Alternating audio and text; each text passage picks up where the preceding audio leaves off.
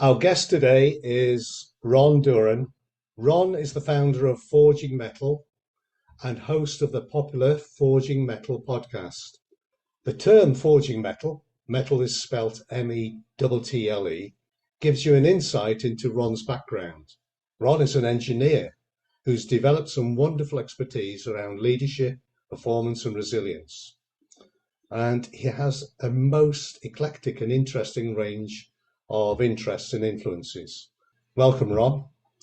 Well, thank you, Doug. And I tell you, you sure do make me sound impressive. Well, you make me feel inadequate, Ron. It's all smoke and mirrors, all smoke and mirrors. Yeah. Well, I think it might be useful just to start, Ron, with what took you to looking at mental toughness and, the ideas around mental toughness. Oh, it's a great place to start. I feel like it was a journey that started, gosh, let me think, about 9 years ago. I woke up, and this is a common story, right? I woke up one day and said, is this it? Is this my life? Is this what I do till I die, right? I didn't feel like I was making an impact on the world. I think as a younger man, I was much more mentally tough, more mentally and physically tough. And as I kind of aged, I feel like I got soft, and I didn't think I thought it was leading to my lack of fulfillment in life. And turns out I was right, because I went down this crazy path I started doing Ironman triathlons. That led me to ultra running and doing things like running 50-mile races, signing up for 100-mile races, all of that with the idea of I want to increase my mental toughness. So it really started with this idea of that. And then it was just this amazing thing that it's almost a paradoxical, it's a paradigm shifting thing that the more you do hard things, the more you enjoy your life, the more fulfilled you are. And so it was this light bulb moment for me that I had spent a good 20 years of my life always trying to avoid hard things. I was a world champion at taking the path of least resistance. I didn't realize how much that was detrimental to my well-being.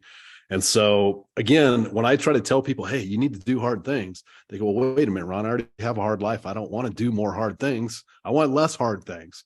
And I go, you're missing the point here. Really doing hard things makes your life easier. So I started down this path, and then I just started, I got in touch with AQR and you, Doug, and got certified in the MTQ. And just really started digging into it and studying mental toughness. I really do gravitate toward the 4Cs model. I've looked at quite a few researchers in mental toughness, and the 4Cs model really just it works for me. There's a lot of good stuff there that I like, and so that's how I arrived here. There's much more to it than that, but that's maybe the short answer.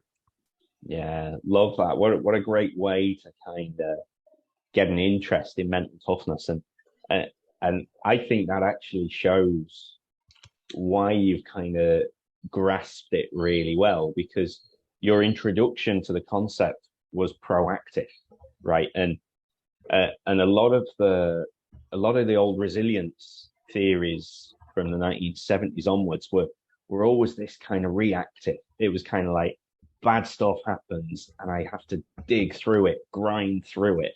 And that's the kind of being exposed to hard stuff that you don't necessarily want to be exposed to, versus your idea there of going, is this it? Like, and proactively go out there and find some hard stuff that, yeah, it's hard, but it's enjoyable, or you've got an ability for it, or something like that. And then you can kind of see this like virtuous cycle developing there. Yeah, I go find something that I can't currently do, but I'm interested in giving it a go. And then you think, well, now I've done that, I know I can do that. Geez, where do my limits actually lie? Like, maybe I can do other stuff. And so it's such a great story for an interest to it. And I can completely see why then that kind of proactivity means that you kind of vibe with it. Yeah, well said. The idea of, the research will say that adversity that we don't see coming, or we don't Uh, Adversity that visits us is the more stressful, right? The adversity that we take on that we have a choice in is less stressful. And you say, okay, well, why do that? And I think you hit the nail right on the head, John. Is I always like to say I've spent 10, 12 hours on a bicycle saddle, that seat. We often call it a saddle. I've done 100 plus mile rides on that. And I always say, if I can sit on that seat for 12 hours, there is no airline seat that will be uncomfortable to me ever again. So you choose that adversity. And I think you said it well, John, is you start to learn what you're capable of. And what I said earlier is doing hard things makes your life easier. There's nothing that's going to happen in my job, my day-to-day job. There's nothing that's going to happen there that I haven't seen much worse in an ultra run or in an Ironman or, whatever it may be, because I've taken on those things and I've kind of hardened myself to say, well, those little things don't even faze me anymore. And so I think that's at the heart of this idea of building mental toughness and why it's going to lead to a better, easier life. 100%. I don't like the idea of I'm fearless, right? Or no fear. Fear is a wonderful tool. Fear is not the enemy. Fear is something we should embrace. And I think you hit on a good point there, Doug, is learn to manage it. I don't like the word control. Don't try to control your fear. It's way too powerful. And so managing that fear is where I think that you kind of want to be. But absolutely. A previous version of me would not have taken on these big challenges. And I will tell you, I do a stretch goal every year. I do at least one stretch goal every year. And when I talk about a stretch goal, I'm talking about something that scares me. All right. I'm not afraid to say it scares me. I have no idea if I can pull this off. I don't know how this is going to be painful. This is going to be hard. But I do that and I face that fear and I walk into that fear again, because I've trained myself. And this is how I train people that I work with. Is don't look at that as I need to avoid fear. Embrace it, because that fear, that's just arousal, right? And that arousal actually will, I don't really like the word rise to the challenge, but it will help us rise to the challenge. You don't know what you're capable of yet. All right. I would say 98% of the population really hasn't gone out there and pushed those limits to see what they're capable of. And that was me until I was 45 years old. Once you do something, you go, wow, I can't believe I just did that. Yeah. And then you think, what else can I do? And then it just builds on itself. And then one day you look back 5 years and you go, I'm doing things that I never would have imagined I could do now. And so that's the beauty of this. And you can tell maybe by my voice that I get passionate about this, because when I see people unlock that, that's a cool thing. Yeah. Very, very, very, very cool thing. I'm writing a book right now, and one of the things, that I'm building on in this book is I interviewed Jim Lair, kind of one of the forefathers of mental toughness. And we were talking about his first book on mental toughness. And this goes back a good 30, 35 years. And of course, much has changed around mental toughness. And I asked Jim about his first book, and he goes, if I wrote that book now, Ron, he goes, it would be a much different book. It would be much more than just mental toughness. And I had already been thinking about that idea. And that when he said that, I said, there's the light bulb moment. We need more than mental toughness. Mental toughness is, I have a hammer and everything's a nail, right? Mental toughness is great until it's not. Too much mental toughness can get us in trouble. We know this, right? You guys know this at AQR from all the research that you guys have done and reviewed. Too much mental toughness is not a good thing. We need to have self-awareness, situational awareness to know when I'm getting too far out there. And I would also say more is not always better, right? Mm-hmm. For most of us, we don't need to be, and I'm going to pick on some US guys here. We don't, if your viewers or your listeners are familiar with David Goggins, the former Navy SEAL that's making quite a name. He doesn't use the word mental toughness a lot, but that's really his game. But he's the guy that says, just suck it up, don't be so weak. And it's very negative self-talk. And I feel like to be as tough as David Goggins doesn't do most of us any good. We are not going to war Most of us are going to be living our normal, regular lives. And I think that level of mental toughness just doesn't do anything for us. And so I would say the other thing that I don't like about that is I don't respond well to that. The drill sergeant approach to developing mental toughness is not going to work for me. Telling me to just suck it up, and I see a lot of mental toughness practitioners do that, doesn't work for me. So my book and my thoughts and I'm gonna, this is the first time I've put this out there, but I'm looking at mental toughness. I'm gonna call it humanistic mental toughness, kind of looking at the whole person. It's more than just being mentally tough. It's other things like learning to savor the small things in life, having self-compassion for yourself, having grace when you fall down and fail. Most of these things are not included in the mental toughness package. It leaves room for those bad days, right? We all have them. None of us are perfect. And I think that mental toughness needs a little bit more of that humanity to it, right? Of most of the people that I'm going to work with are not Navy SEALs. They're, they're moms and their dads, and it's beneficial for them to have mental toughness as well. But they don't look at it at the same level as some people do. Just add some humanity back into this idea of mental toughness. I want to encourage and empower people to develop mental toughness. I don't want to make them feel bad about themselves to develop mental toughness. And there's just a different approach there.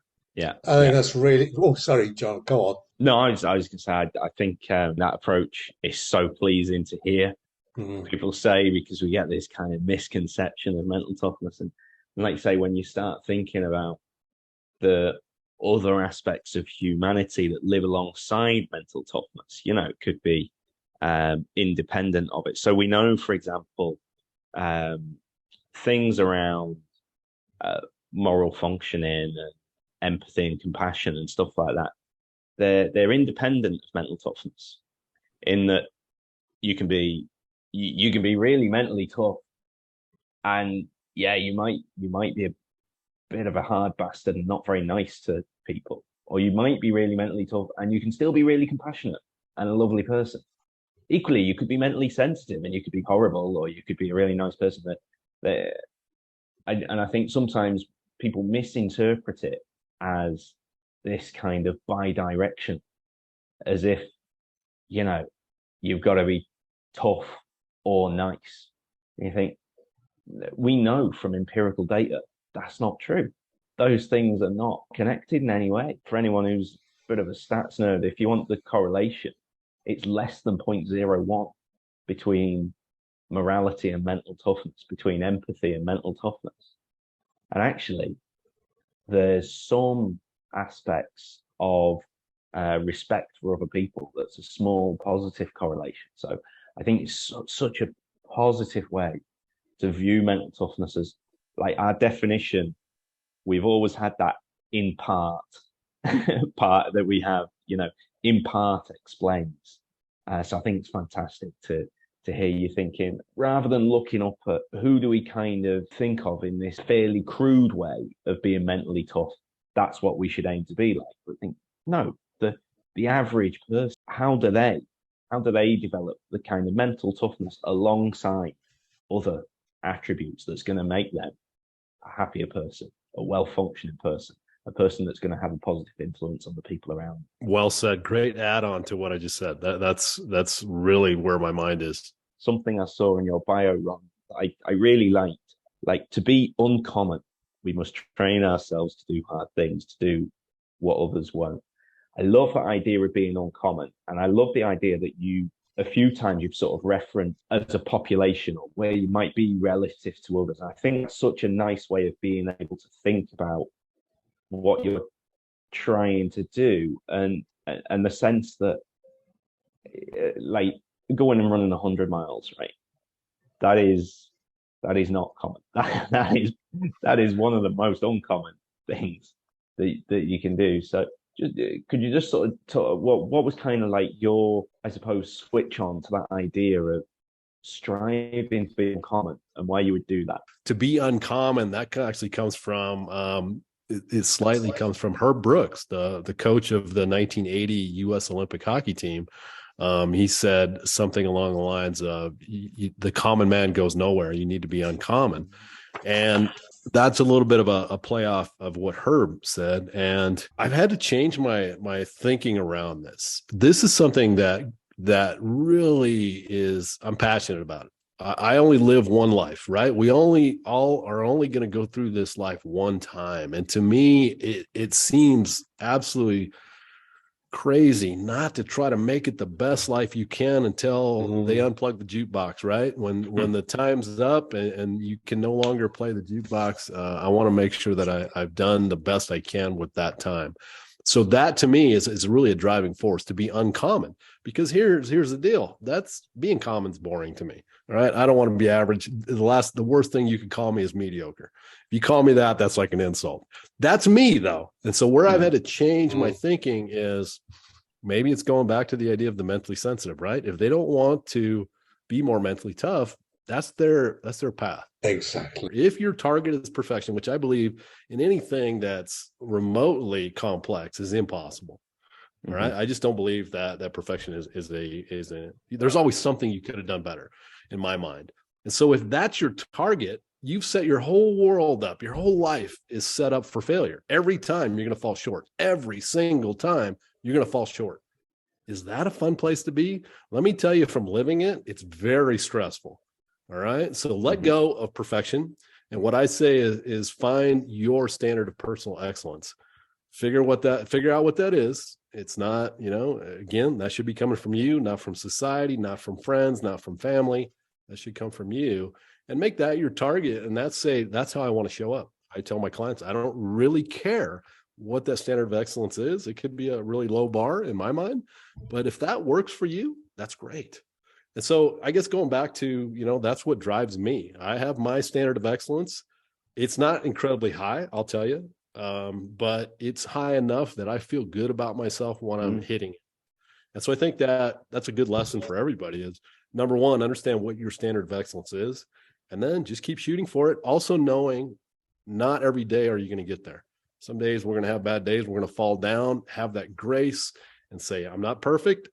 I'm not a machine. I'm a human being and I'm flawed. And tomorrow I'm going to start again and I'm going to go out there and try to hit that level of excellence again. That's a life right there, right? If you can hit that standard of excellence more days than not, you're going to end up at the end of your life and hopefully look back and smile, right? No regrets. Yeah. It wasn't perfect.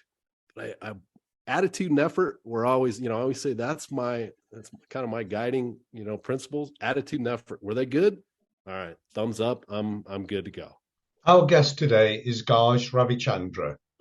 He's someone we have known and admired for many years, more than 10 years. Gaj, together with his business partner, Leila Razagia, are the founders of Compass Consultancy, which is an organization that has built an enviable reputation as a leadership developer where they apply their highly regarded coaching skills. Well, good morning, Gaj. How are you? Good morning, Doug. Great to be here. I'm pretty good, actually. Yeah. We've known you for quite some time, more than 10 years. And the one thing that's really impressed me, Gaj, about you is, the book, Jim Collins, Good to Great. One of the things he talks about is stick to your knitting. If you know what you're good at, optimize it. Do just keep doing it. And that's you. From the first moment I've met you, you've been focused on coaching as a practice, and the applications, your two big applications seem to be executive and leadership development, as well as working with graduates who are preparing for the world of work. What took you to that? I think this interest in careers stem back from when I was an intern psych. I remember being asked as an intern psych, going back over 20 years ago now, to go to the Speedo manufacturing plant, right? This is at 7 a.m. In the northwest of Sydney. And we were told that they were shutting down the plant because they were taking, the jobs all to Vietnam from a cost perspective. Yeah. So there's a team of us dressed up in suits. It's probably the first suit I ever had. got dressed up and stood in the front of the factory floor. And there was about 75 odd workers there. And they were told by the GM at the time, within about 10 minutes, that they were closing down the plant. It had been there for 30 odd years. And that they were relocating to Vietnam. And as of right now, that everyone, unfortunately, has lost their job. And so chaos ensued, as soon as that message was delivered. And I think for me, that was the first time I really got to see mental toughness, being demonstrated in multiple ways. And I didn't know it was mental toughness at the time. I think I was looking at the different kinds of behaviors. Some people were catatonic, frozen from the shock. Some people were in tears. Some people were picking up chairs and throwing them around, the factory floor in anger, frustration. The news reporters, the current affair, in Australia had been leaked the news, so they were waiting outside. And you can imagine the sort of the disheveled mess that people were when they're going and getting, talking to the reporters there. So that day was a pretty impactful day. And I think as a result of that, I saw not only good and bad leadership, being demonstrated. I also got to see how people then, with their mindset, were able to find better jobs post that change and that sort of stressor that was put into their life. And, reflecting back on that, I think the core elements of mental toughness really became, super clear to me, once I saw the framework and then applied a lot of that into our career work. So those who you kind of alluded to there that went on and got better jobs, and that kind of what seems like a negative experience turned into a positive one. What do you think it is about their mindset that leads them down that route? Yeah, I think, John, a number of things, right, that I found were consistent with those who tended to find roles, and not just roles faster, but better suited roles, right? In terms of their interests and their sort of areas of passion. And I think one was around the day-to-day grind of finding work, right? That sense of commitment, right? And being diligent and setting up tasks and kind of working towards a goal. And definitely those individuals who did that better, who are prepared, who came to the discussions with us, having done their homework and kind of moving through the stages. Definitely, I found that they were moving into jobs and opportunities much more efficiently than others. I think, and so that was also linked to that sense of, taking control of your life, right? And not being a passenger, right? Yeah. Yeah. And it takes, it kind of sounds easy when you say it, doesn't it? But there's a real skill, I think, in for me, that control part there sort of starts with a bit of acceptance, doesn't it? Of sort of recognizing, all right, well, this is where I am. There's no point me just moaning about how unfair it is, because sadly life is immensely unfair. But kind of recognizing, okay, well, here's the cards I've got, and how do I set a plan in motion, and not just kind of saying, oh well, I accept that, I'm happy, things will be grand, but actually setting a plan in motion. And I think you explain a great example there of how that, the sense of control, but also commitment to follow through on something. Otherwise, it's just a wish. Yeah, intention versus execution, right? I think those two things are so interesting. It's so funny how much of this links back to our own self-worth, the way that we look at ourselves, and the paradigm in which we have that self-assessment is so interesting. And when we look at talking to graduates, we mention this sort of concept, the can do, will fit, the holy trinity of sort of the interview process or getting a job. So can do being, are you demonstrating the right knowledge, skills, and abilities to get the job? But this will do and will fit, right? This motivation, drive, commitment, to do things. And then this cultural values piece, right? The will fit. People are hired for can do and they're fired for will do and will fit. Yeah. And so sort of having that appreciation sometimes of, well, how do you short circuit a process to get hired? right? What are the things that are in the back of perhaps these recruiters and HR directors' minds that you need to get inside of? I remember a CIPD conference about 20 years ago, and the slogan for the conference was, people get hired on the basis of their skills and their knowledge. They get fired because of their attitude. Yeah. Employers never assess for attitude, do they? Yeah. Right at the beginning of the conversation, you were telling us the story, the Speedo story, and there's a little phrase you used in there. You said you learned something about leadership, that there were good leaders and bad leaders. What's the difference?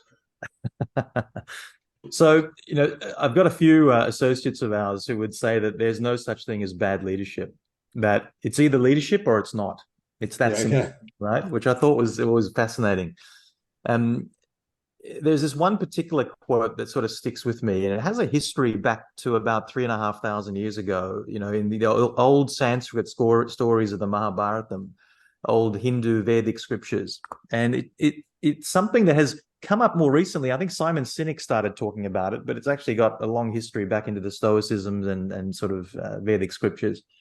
But it says that, a lot of ways, leadership is about getting people to do what you want them to do because they want to do it. Yes. Right? And this idea that this is not about coercive control, but it's about getting people to believe in something.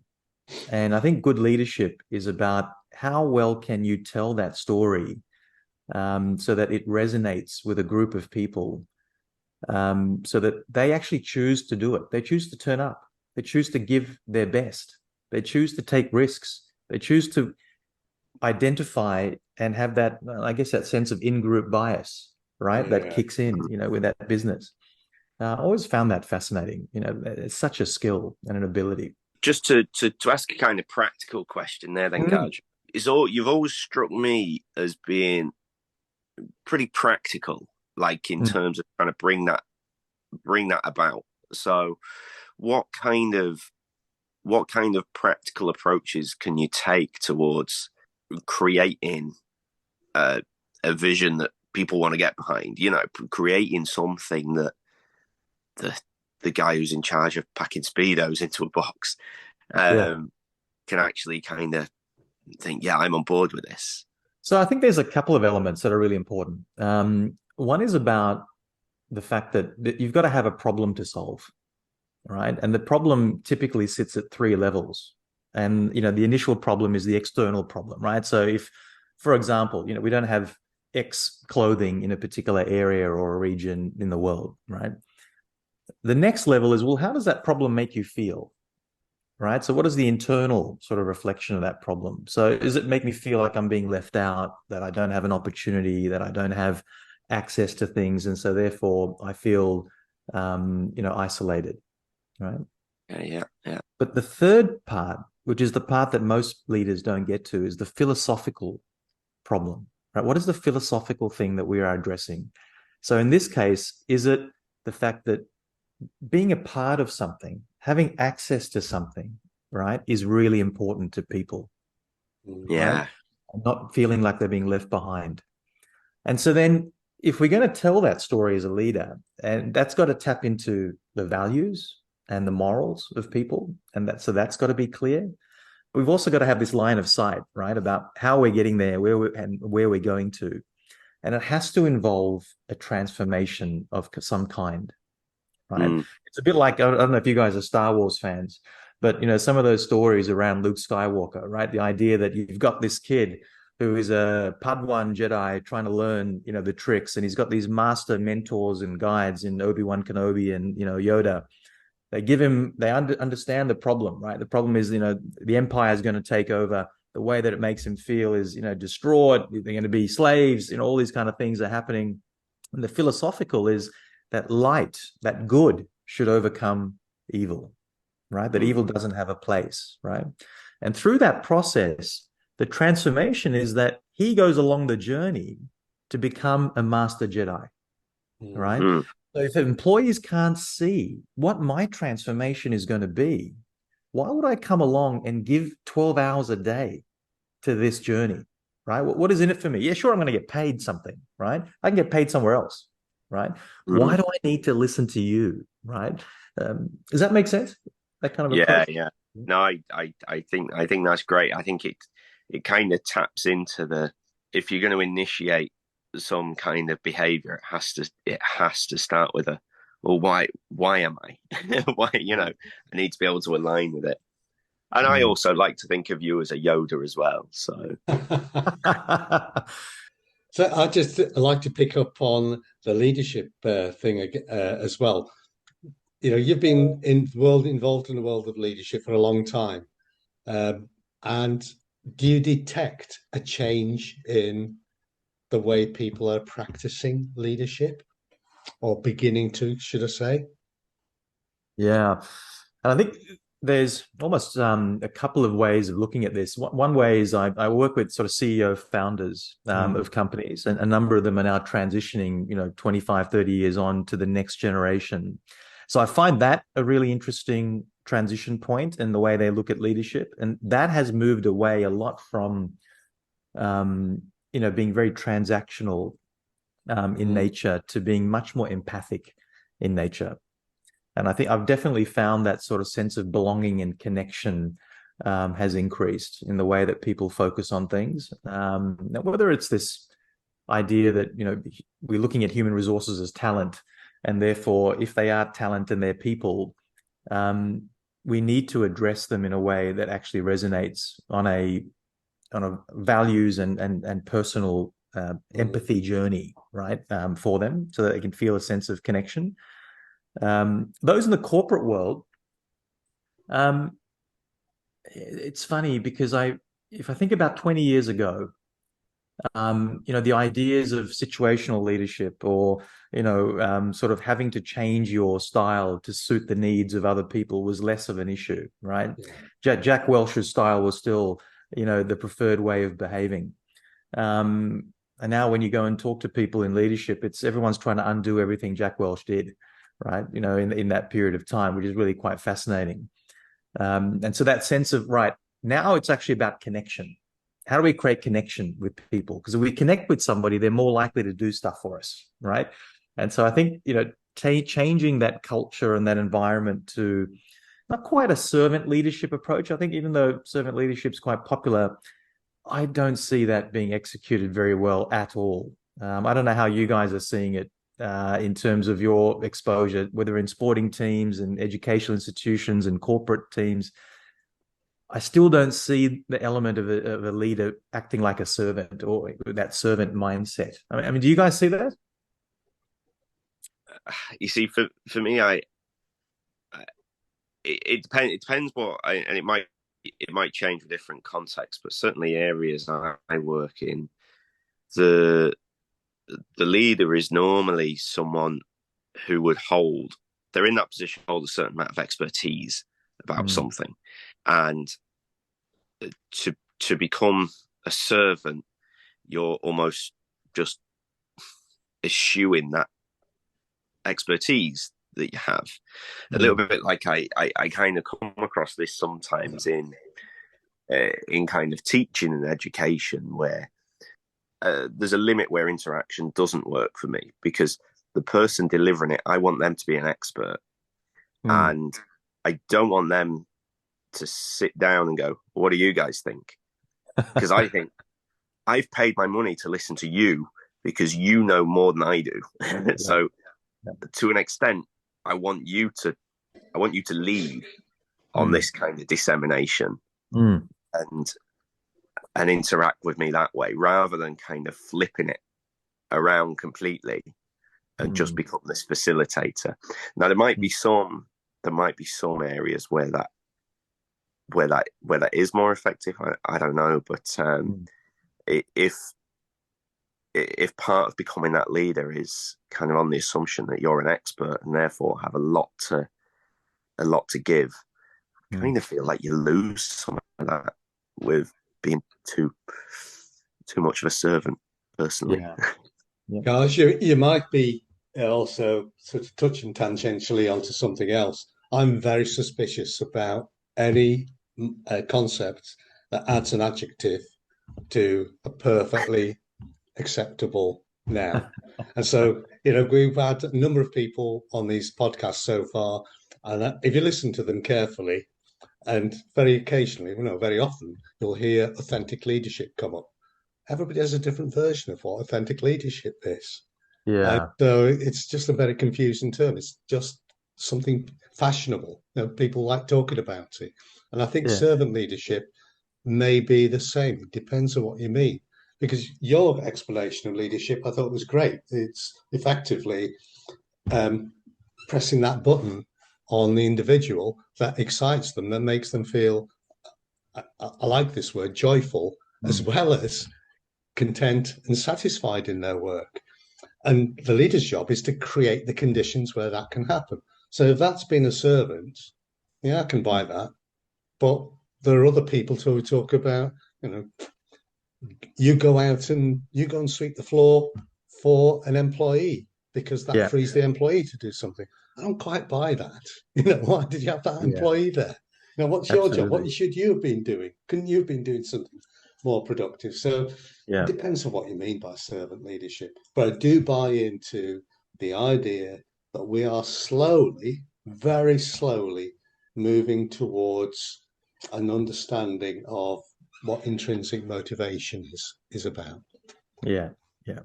And we talk a lot about in our leadership programs the idea of who you are is how you lead. Right? Yeah. And so if you don't have a sense of that, that self-awareness, you're just making stuff up, and you have a higher propensity, therefore, to be inconsistent to your people because you're not actually coming from a base of awareness and understanding of yourself. So I find that really resonates, I think, with people in that, if the leaders are not aware of who they are and, what they bring to the table, how are you going to get a group of people to follow you? It is. I think so much of it is, that kind of giving a mirror to someone so they can kind of just understand themselves a little bit more. Certainly the benefits we find with the mental toughness work is, so that the book's called Developing Mental Toughness, but I always kind of feel it should be called Understanding Your Mental Toughness, because I don't think the goal is necessarily to always develop. I think sometimes just understanding my own mental toughness allows me to go, okay, I know that I'm very high in emotional control and life control. So when this thing happens and I go, it's not a big deal, we'll be fine, and I see other people stressing about it, without that awareness that I'm the outlier, I might think, Jesus, what are you stressing about? Just, it's not a big deal, get over it. Right? Yeah. But that awareness of going, no, actually, they're stressing about it because they're just normal people. And I'm kind of the outlier here. So when I go, that's fine, that awareness allows me to go, it might not be for others. That might be me being a bit of an outlier again here. So I'll just check with people, and I don't sort of cast aspersions. I don't assume anything. As a leader, you're forced to succumb to some of the organizational, institutional sort of limitations, right? Yeah. And, that sense of feeling powerless about things. And so therefore that cascades all the way through, right? And so, that mindset, if you don't sort of know yourself in those moments, and, as we all know, going through stress, it kind of exacerbates our natural personality, right? And so then, pushes us into these kind of potential extreme positions. And as a result of that, if we don't have that awareness, I think, we put ourselves and our teams up for so much trouble and potential trouble. And I think that for me, considering this, this volatile environment we're all in, everyone keeps talking about this VUCA, and Banny existence, that we're all in at the moment. Well, what are we going to do about it? Right? Are we, it's great to accept that we're in this world, but then, can we actually take physical steps to talk about it with our teams and to understand how we're all feeling about it and what support we need from each other, right, to overcome these challenges? I'm definitely seeing going back to your earlier question, from a leadership perspective, more leaders having those conversations.